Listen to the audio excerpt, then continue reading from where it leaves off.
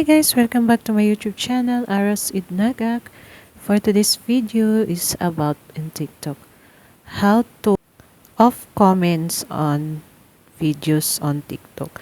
So, ayan, paano natin ma-off comments ang ating video sa TikTok.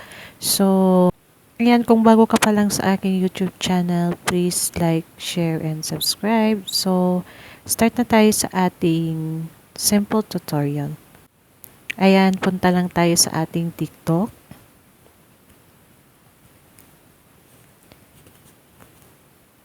And then, punta tayo sa ating profile. Ayan. And then, meron tayong makikita na mga videos na yan. So,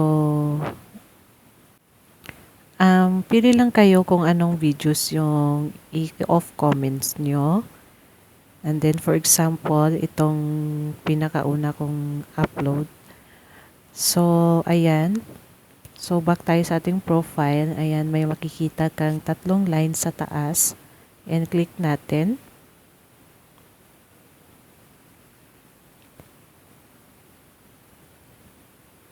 And then, punta tayo sa ating settings and privacy.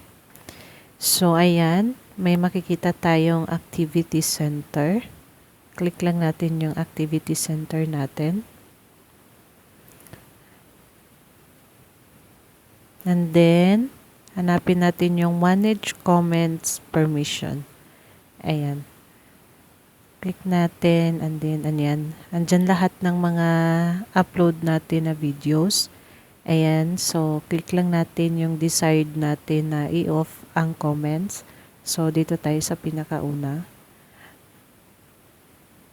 And then next.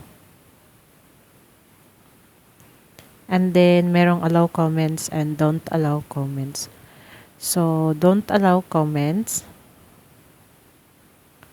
And then, update.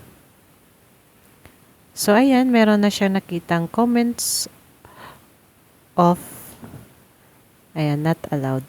So, try natin tignan. So, ayan guys, meron kayong makikita na wala na sang zero sa baba ng comments. Ayan, click natin yung, ayan. So, ayan, you turn off comments.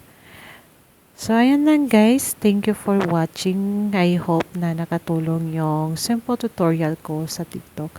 Ayan, and I hope,